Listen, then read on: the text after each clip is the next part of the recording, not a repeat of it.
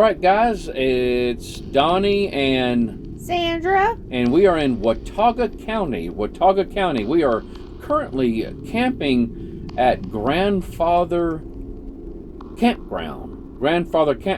I keep wanting to say Grandfather Mountain Campground. yeah. I mean, I guess it's just given that we're talking about Grandfather Mountain, but it's actually called Grandfather Campground, and nice campground, large campground, and it's open all year round. But we are currently camping there. This is actually our last night at the campground, and we will be returning home. But we are in Watauga County, North Carolina, and it's time to hit the urban legend and ghost story, if I can find one in the counties that we stay in.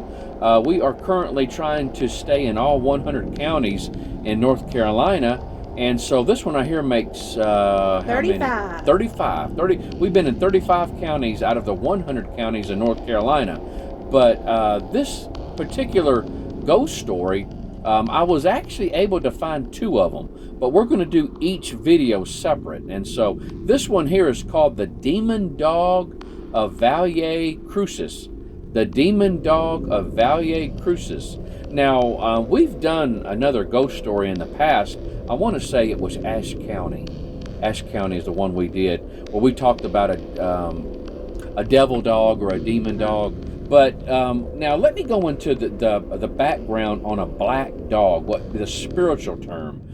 It's related to death and evil. Black dog sighting means, and the ghost dog meaning, are the same in all European cultures. A guardian of the underworld crossing your path. You know, that's what, in a nutshell. The black dog is a supernatural, spectral, or demonic entity from English folklore. It is usually unnaturally large with glowing red or yellow eyes, is often connected with the devil as an English incarnation of the hellhound, and is sometimes an omen of death. And so, but that is the background on, I guess you would say, what a ghost black dog or a demon dog would be.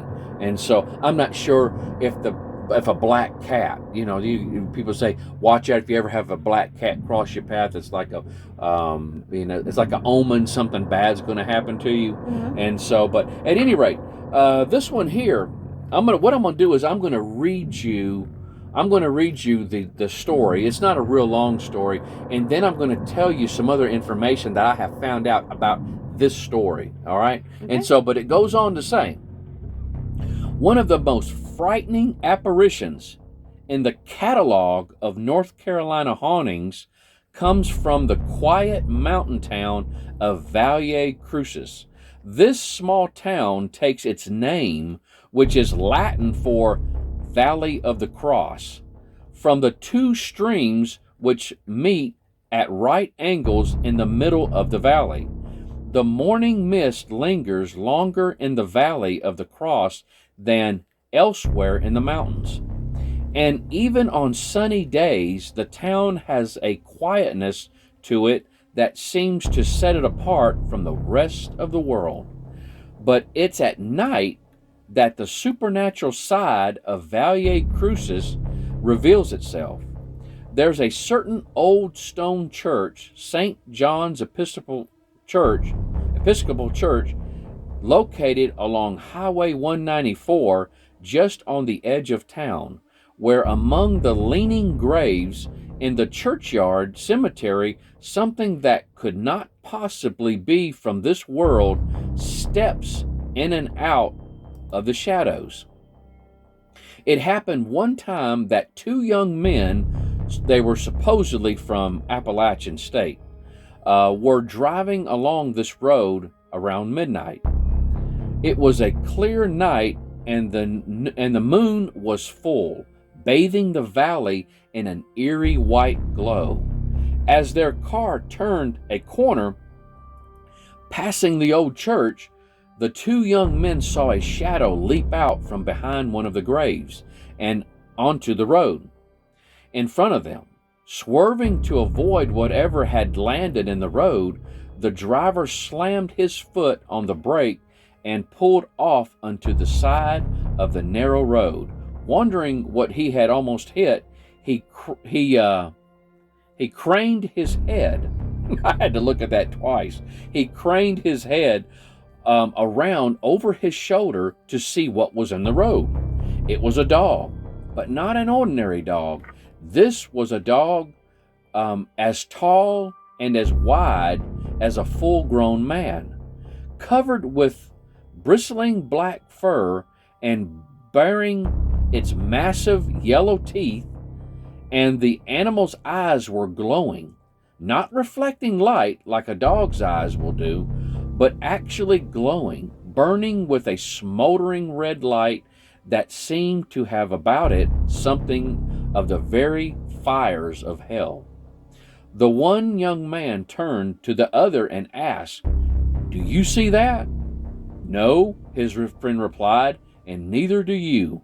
The animal began to walk toward their parked car. By mutual and unspoken agreement, the driver lifted his foot off of the brake and slammed it down on the accelerator. They roared off down the mountain road, taking the hairpin turns and twists of the road and 60, 70, 80 miles an hour. It was only when the driver looked in the rearview mirror that he realized the dog was still following them and keeping up with them and even gaining on them. Panicked and expecting the jaws of the dog to wrap around the bumper of the car and drag it back into hell, the driver gave one final push on the accelerator, and just as the beast was about to catch them, the car leaped over the bridge, the water just below where the streams meet in the cross. And the dog stopped following them. They watched it fade into the distance and wondered what supernatural law it was that the animal was obliged to obey that kept its territory limited by the boundaries of the water. The two men drove into Boone and went to the local Waffle House, since it was the only place around that was open 24 hours, and they both knew that neither one was going to sleep that night. And that is the story and that I read originally of the demon dog of Valle, Crucis. Now, I got to doing a little digging.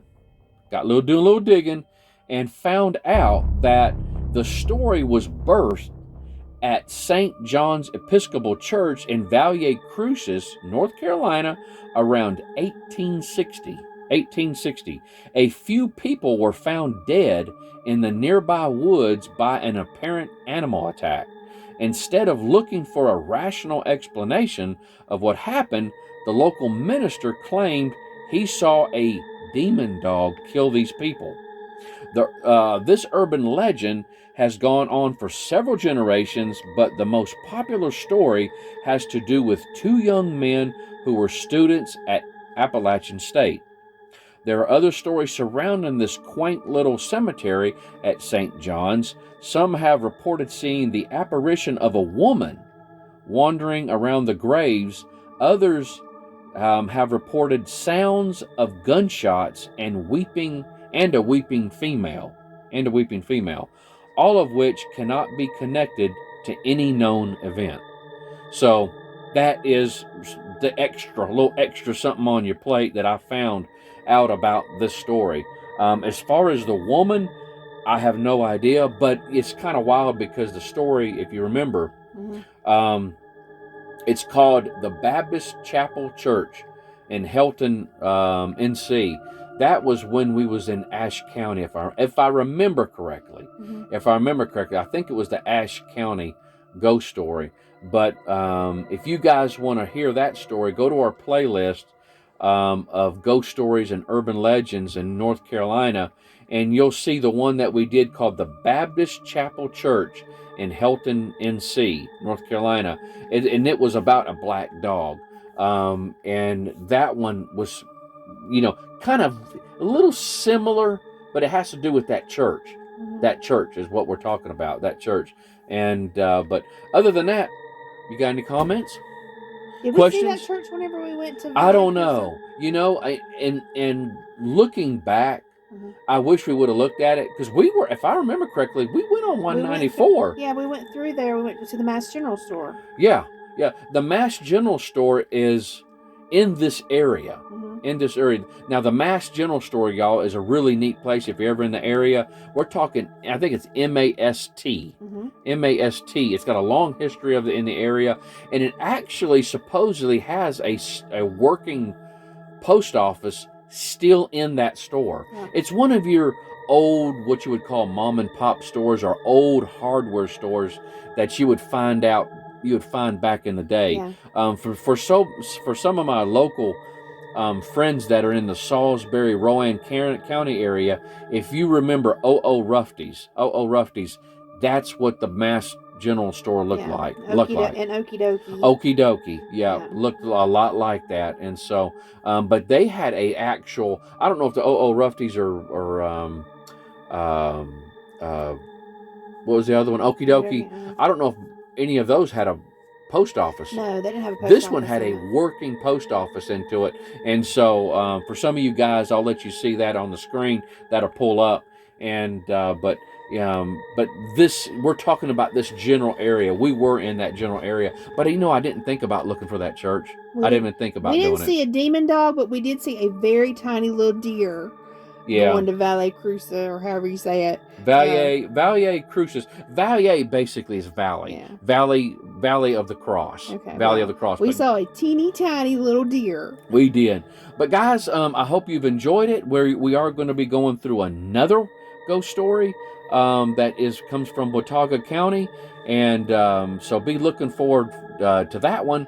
But we hope you guys enjoy it. And if you're ever in the area, check out this church. And just remember, if you this see a ghost dog, story. run. Yeah, if you see a big black dog, don't stop. And if you see a tiny little black dog, run too. Yeah. All right. You guys take care. Good night.